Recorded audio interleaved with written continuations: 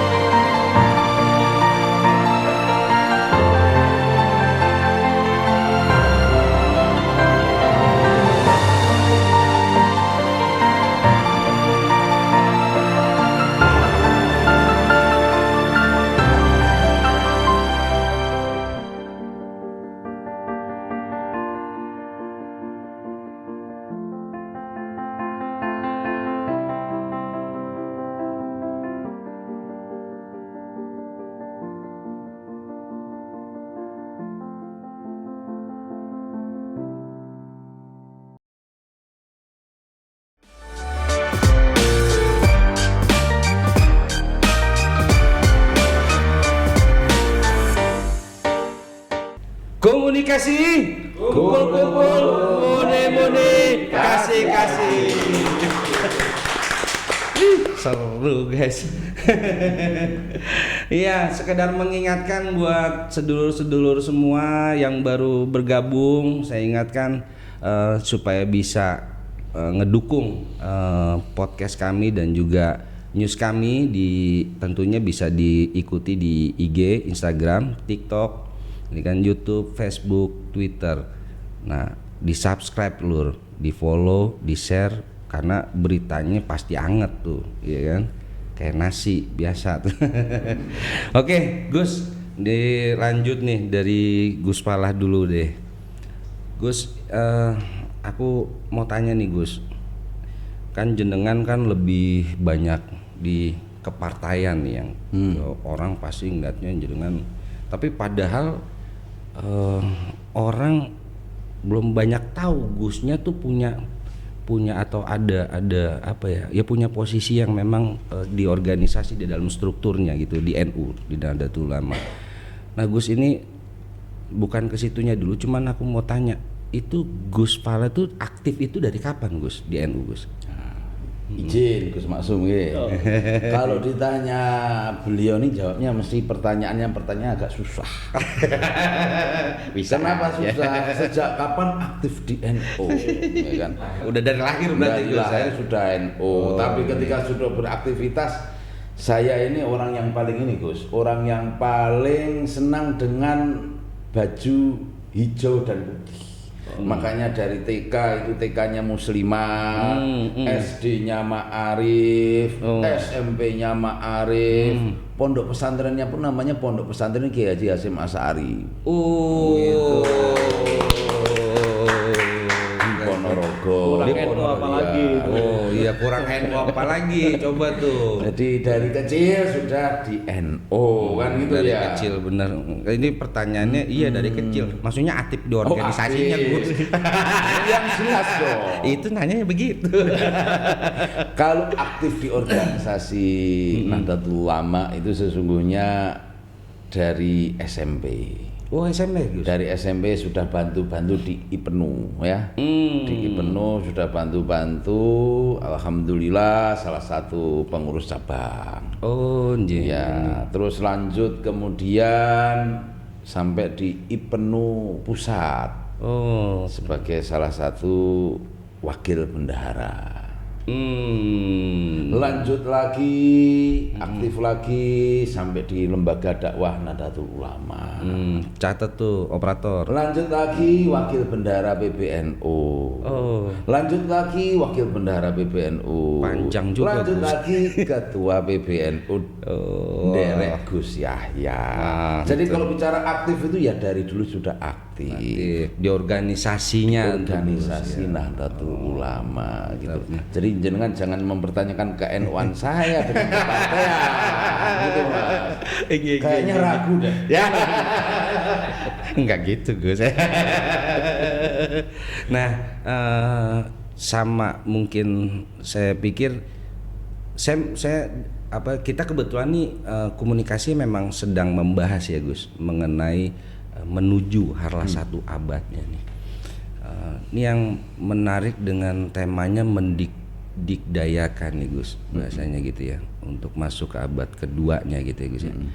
Nah Gus melihat atau memandang Harlah 1 abad ini nih gitu Gus, apa maknanya menurut Gus ya kan kalau tadi aktif di organisasi sudah sekian lama nih di NU nih.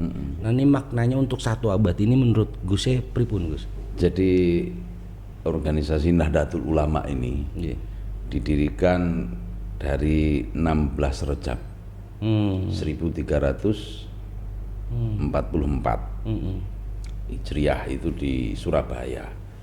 Kalau di Masainya 31 Januari 1926. Tapi sejak muktamar di Makassar kemarin kita ini kalau memperingati Harlah itu harus menggunakan Hijriah.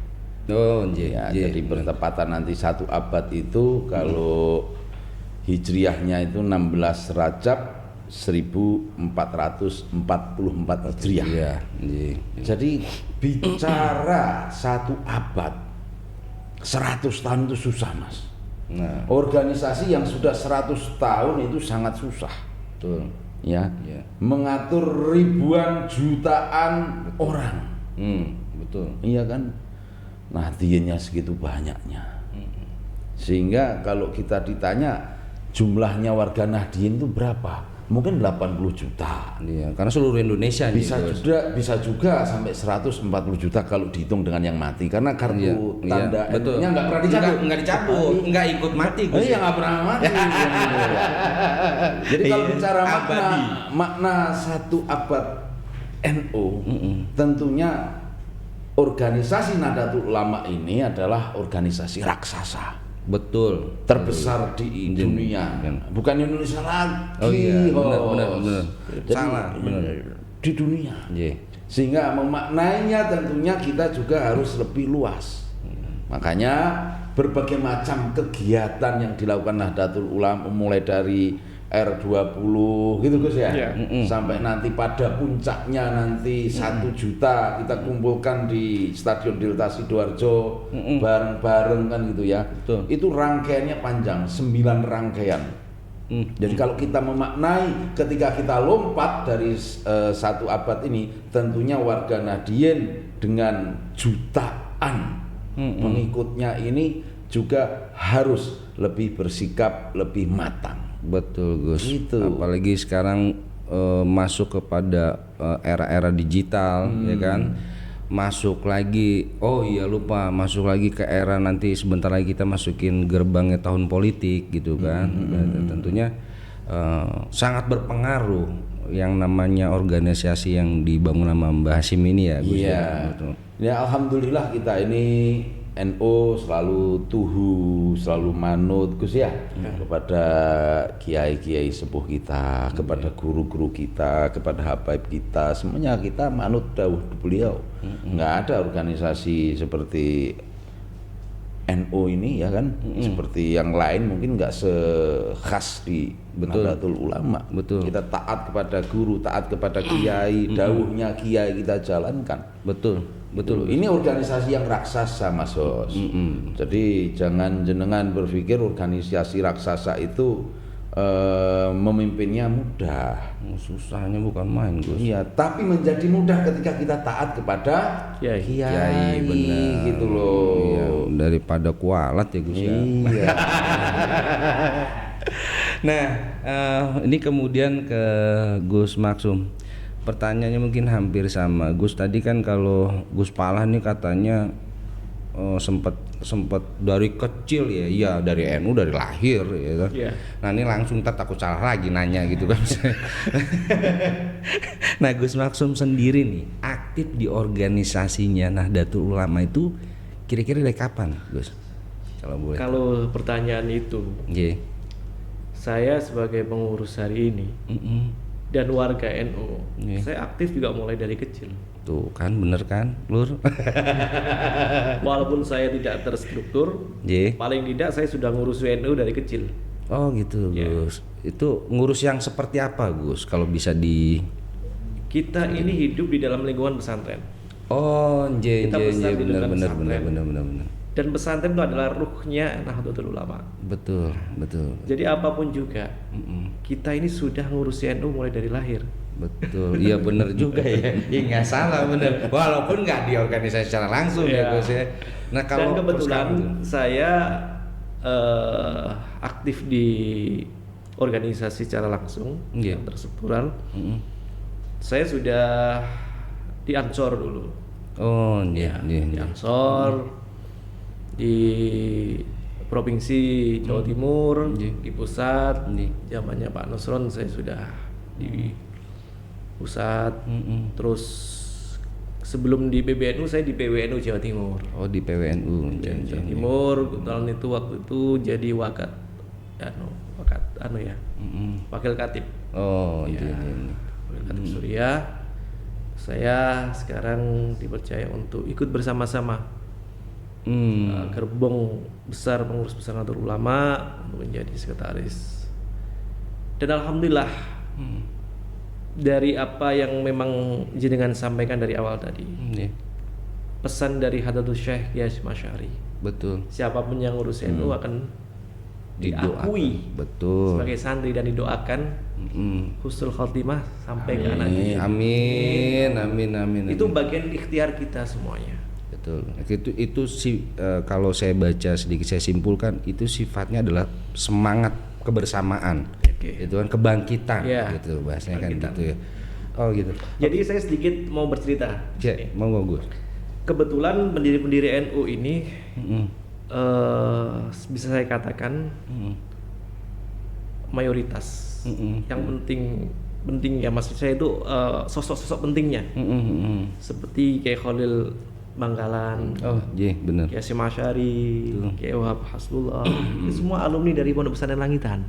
Oh. Jadi itu murid dari kakek-kakek saya. Oh iya. Allah. Murid-murid dari kakek saya. Oh iya. Nah, saya bisa lagi nih kadang-kadang ke beberapa warga Nahdien. Jadi NU itu adalah pesantren besar. Dan seperti pondok-pondok itu adalah pesantren yang memang cikal bakal dari pesantren besar ini. Betul. Dan Langitan itu walaupun tidak tertulis dalam sejarah, banyak berperan dalam pendirian Nahdlatul Ulama. Betul. Ini yang jarang difahami atau jarang di-ngertiin sama orang. Karena memang jarang di-publish ini. Saya baru cerita di sini. Eksklusif. Ya. Lur, eksklusif. Lanjutkan, Gus. Iya. Iya. Jadi ceritanya dulu penggagas untuk menjadi satu organisasi yang besar itu sebenarnya Mbah Wahab Hasbullah. Oh iya, betul. Saya lihat sendiri tuh. Mbah Wahab Hasbullah waktu itu masih berumur sekitar 35 tahun. Masih muda. Beliau baru keluar dari pondok pesantren dan baru dari Mekah. Beliau aktif sekali. Suan-suan ke para kiai sepuh, termasuk ada Syekh Hasyim Asy'ari. Dalam waktu tertentu beliau akan menyampaikan beberapa hal yang berkaitan dengan bagaimana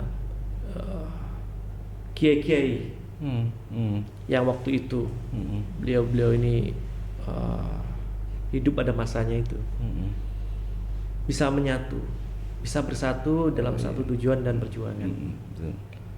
Lah beliau maturlah ke Kiai Hasyim.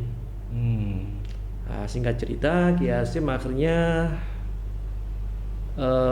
mencari istilahnya mencari bimbingan ya, atau dawu-dawu dari Kiai Khalil Bangkalan. Bagaimana ini beliau dan beliau mendukung sekali Kiai Khalil. Akhirnya dengan terkenal ada wirid yang dijazahkan dan tasbih yang dikasihkan itu. Tapi sebelum itu beliau juga sowan ke Langitan. Pada zaman itu Kiai Khazin yang masih mengasuh dalam waktu sekitar tahun 1920-an. Jadi jauh. Sebelum NU itu sudah ada rasan-rasan ya orang itu. Karena kondisi waktu itu memang dijajah betul sama company. Benar. Bagaimana Kiai itu. Tapi tahun 1921 itu beliau Kiai Khazin wafat. Jadi akhirnya digantikan oleh menantu beliau yang bernama Kiai Haji Abdul Hadi Zaid. Kiai Abdul Hadi Zaid ini kebetulan ayah dari ayah saya, jadi kakek saya. Beliau mengasuh mulai tahun 1921 sampai 1971. Jadi karena awal komunikasinya Kiai Hasyim ini dengan Kiai Khazin, dan waktu Kiai Abdul Hadi masih muda, beliau masih muda, beliau mengasuh itu masih di bawah 30 tahun. Masih muda sekali. Bahasanya ya Kiai Wahab ini seniornya. Kiai Hasyim ini karena Kiai Hasyim ini barengan mondoknya dengan Kiai Khazin. Kiai Khazin itu juga mondok di Langitan dan diambil menantu oleh Kiai Ahmad Soleh. Kiai Ahmad Soleh ini satu kurun dengan Kiai Khalil Bangkalan. Satu keliting lah. Itu dengan Kiai Soleh Darat, Kiai Syekh Nawawi Banten. Itu satu linting semua. Satu lintingan. Ya, satu linting semua. Kenapa saya sekarang juga banyak dijuluki sama teman-teman ini, kita bikin satu komunitas namanya Asparagus, Gawagis Nusantara, masih dianggap muda sebagai motor dari penggerak kiai-kiai muda. Betul. Ini saya pikir-pikir ini berarti ini saya itu juga istilahnya menuruni dari beliau-beliau ini. Iya betul, karena gini, kalau boleh diambil sedikit dari ceritanya Gus Maksum tadi, adanya atau berdirinya Nahdlatul Ulama sebenarnya juga nggak lepas sejarah mengenai hubungan baik antara Langitan dengan pendiri Nahdlatul Ulama itu sendiri. Gitu. Jadi tapi nggak banyak orang mengetahui hal tersebut, ya Gus. Apalagi itu kaitannya dengan Kiai Wahab Hasbullah aja. Jadi emang yang saya baca itu saat di awal itu beliau mendirikan itu, baru kemudian Nahdlatul yang lain baru ketemu di 1926, baru ketemu dengan Nahdlatul Ulama itu sendiri gitu kan ibaratnya. Wah itu kita ini dulu break dulu ya Gus ya. Ini seru banget nih, seru, udah tambah seru. Ada yang eksklusif yang diceritakan sama Gus Maksum. Karena nggak banyak tahu memang ikatan antara Nahdlatul Ulama dengan pondok pesantren dari Langitan itu sendiri. Oke, nanti kita bahas lagi selanjutnya yang lebih menarik di segmen berikutnya. Masih di programnya Komunikasi, kumpul-kumpul, mudi-mudi, kasih-kasih.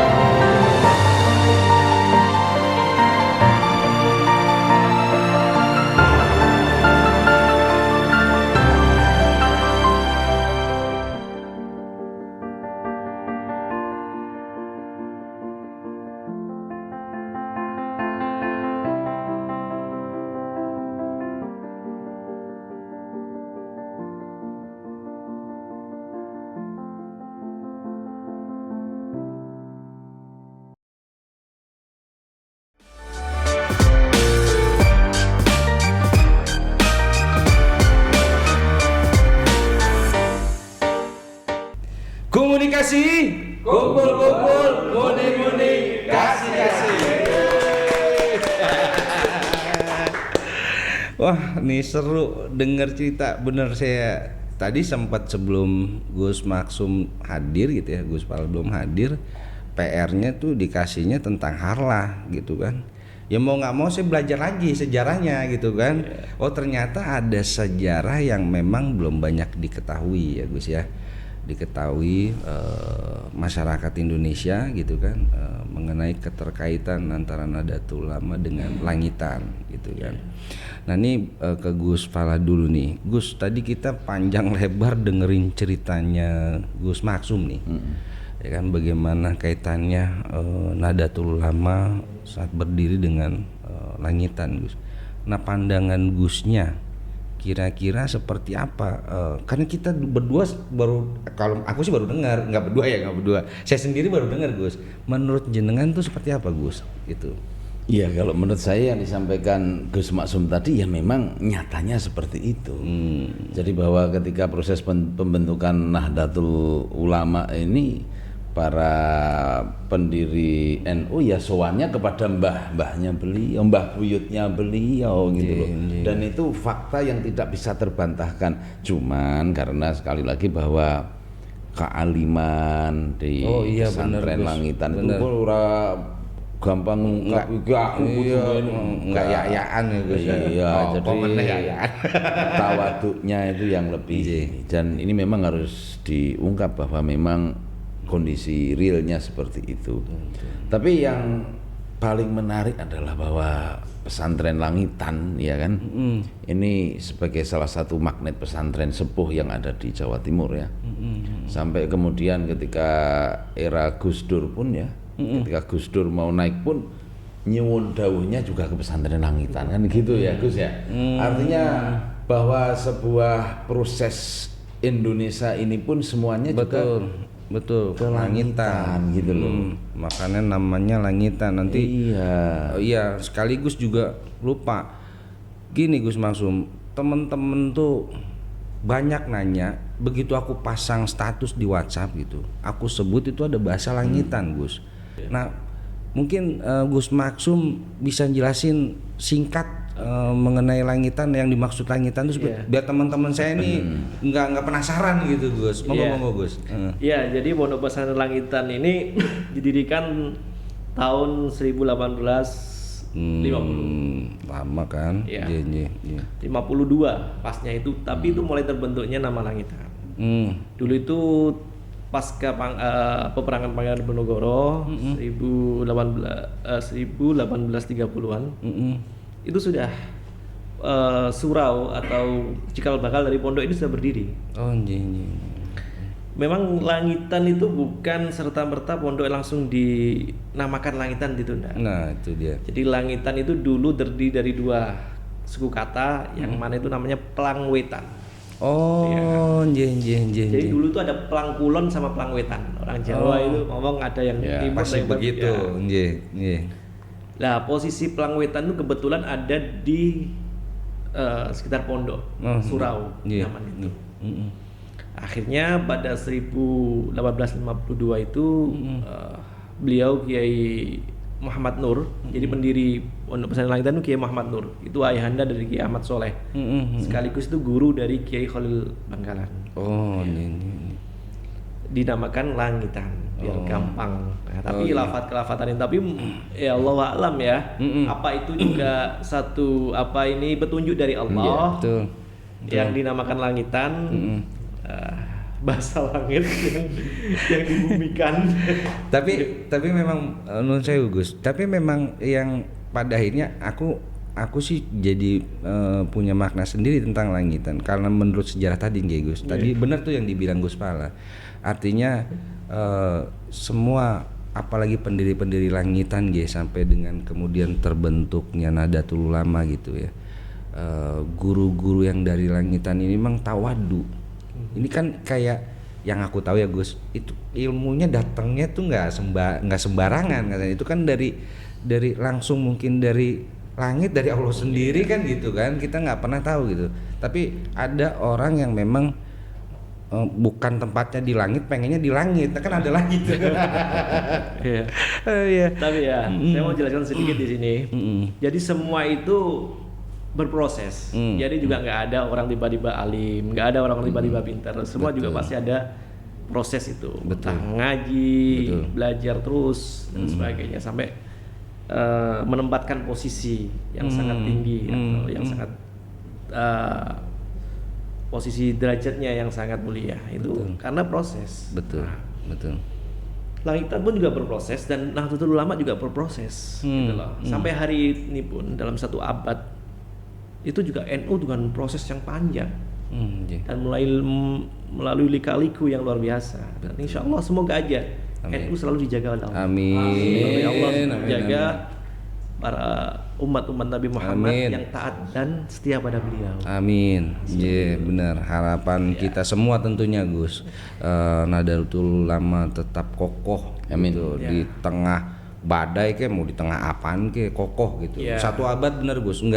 Enggak mudah sampai ke situ tuh, enggak gampang gitu. Ya sama halnya juga mempertahankan Ponpes Langitan pun seperti itu gitu kan. Makanya nggak salah memang keduanya berkaitan.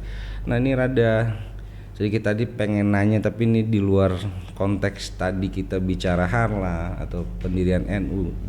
Gus, ini kalau kita bicara yang tadi aku bilang jenengan ada di NU juga gitu kan, kemudian satu sisi jenengan di arah politik itu di Komisi 7 Gus ya. Ini gimana menyelaraskannya Gus? Monggo jelasin Gus, kaitannya seperti apa Gus? Iya, kalau kita bicara partai ya partai, bicara NU ya NU. Profesional nih Iya, Gus. jadi jangan digabung-gabung. Kalau digabung-gabung nanti gaduh-gaduh. Gaduh bener Gus. Iya, kalau gaduh-gaduhnya enak, kalau nggak enak. Gaduh ya kan? Kalau gaduh-gaduh bublo enak. Ya kan?